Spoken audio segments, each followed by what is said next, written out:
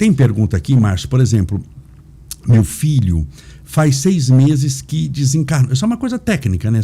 Ele já pode me escrever?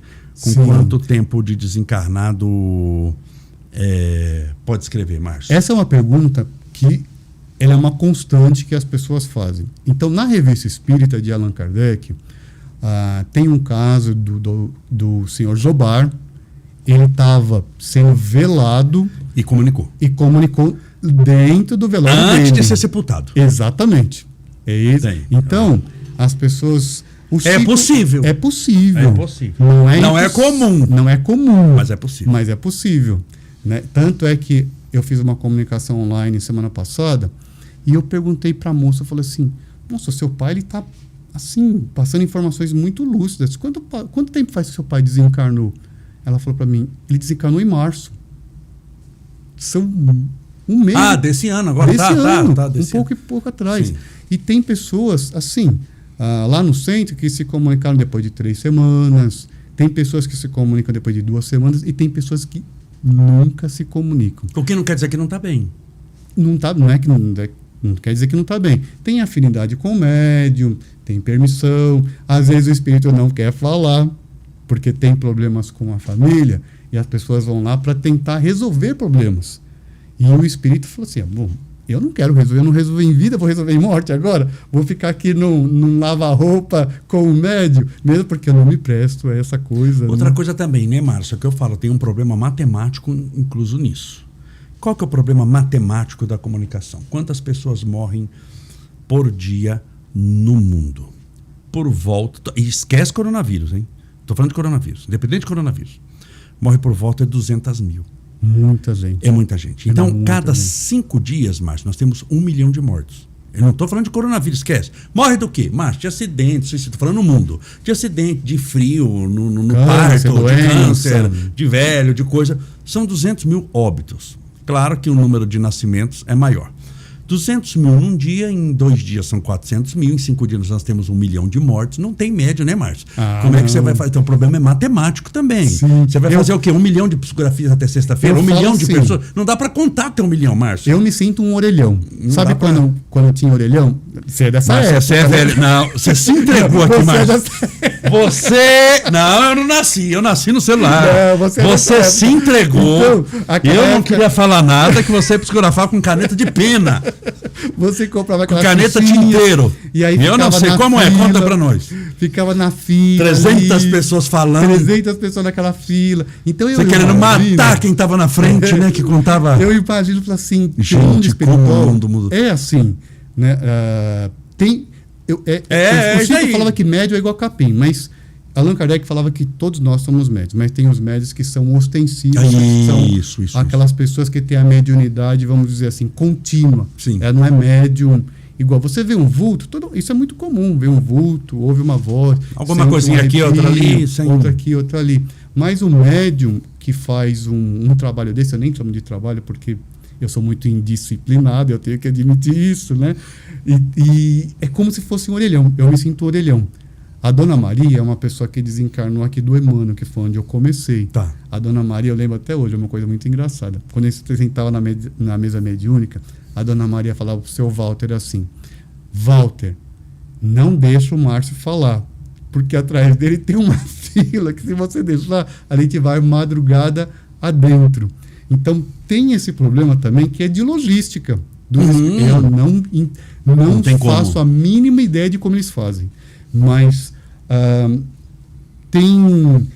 deve ter milhões de pessoas que querem se comunicar. Eu, por exemplo, se eu me desencarnasse, eu ia querer fazer de tudo para falar com os meus filhos, com a minha família, mas tem as variáveis que entram. E lembrar dessa ordem matemática. O problema também é matemático. Sim, né? Se são cada 5 dias 1 milhão de pessoas desencarnadas, a gente não tem médium para isso daí, para fazer. Então o problema é de condições também, né? Muita gente falando para um orelhão só.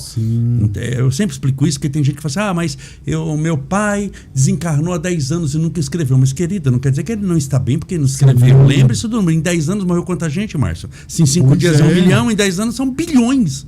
Dá 1 bilhão de mortes. E aí, você vai fazer 1 bilhão de psicografias? Não dá para contar até 1 bilhão numa vida. Eu vou ter que reencarnar muitas vezes, mas eu não quero reencarnar de novo com o médium, não. Eu falo pra minha esposa, eu não quero reencarnar de novo como médium, não, porque tem a parte boa, mas tem aquela parte que não é tão boa assim. Eu falo assim, acho que dessa vez passa. Tô lidando bem, mas na próxima eu quero tentar uma coisa diferente. E a parte boa que você entende o que é? Quando o fruto é bom, quando consola, e a parte ruim são esses contatos com os espíritos que estão sofrendo. Porque a consolação é fantástico. Né? Além da consolação, você faz amigos muito queridos. Tem pessoas que tornam-se suas amigas. E aquela relação, às vezes eu choro muito, né? Durante a comunicação, eu tenho que ter um controle emocional muito grande, porque a emoção influencia na comunicação. Então eu tento me manter, porque não é uma coisa simples você ouvir de uma mãe, por exemplo, que perdeu um filho de 9 anos, filho único. Nossa, mano.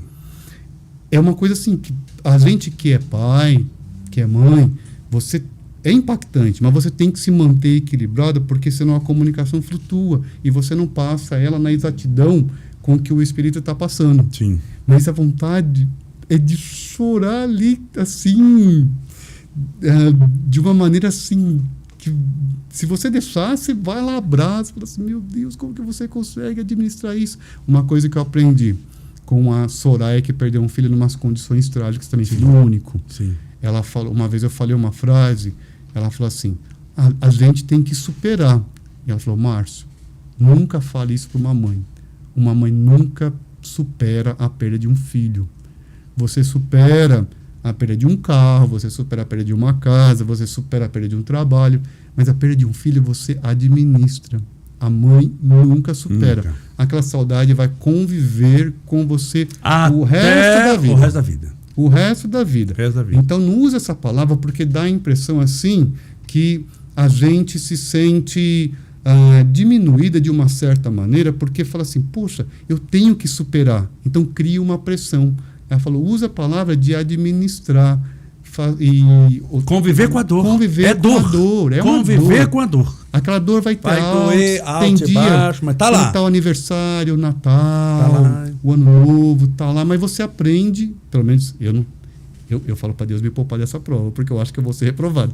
Então eu falo assim, que você aprende, eu vejo com as mães, que elas administram essa dor. Inclusive, esses dias atrás, eu tive uma sessão que foi muito engraçada. Por isso que eu gosto de conversar com o jovem. A mocinha, ela falou assim para mim, fala para minha mãe deixa eu trocar a palavra aqui, do traseiro. Sim. Ela falou assim, fala para ela do traseiro que ela vai entender. Imediatamente ela entendeu. Não era nenhuma reunião no centro, era uma reunião informal, ele estava num lugar informal. E ela falou assim, ela olhou para as outras e disse assim, eu sei o que ela estava falando, você lembra que eu falei que eu tenho a parte de trás pequena? Sim. E eu olhava, não é possível que aquela ali tem uma tão grande e a minha é tão pequena. A filha dela estava fazendo uma brincadeira naquele instante, né? Mas você percebe assim, na cara da mãe, mesmo que você transmita e ela sabe que está ali, fica você percebe aquele ar de tá faltando alguma coisa. Sim. Há uma lacuna que ela não vai ser preenchida por coisas materiais, por sonhos. Você aprende a conviver. E Camolés, eu sou fã dessas pessoas.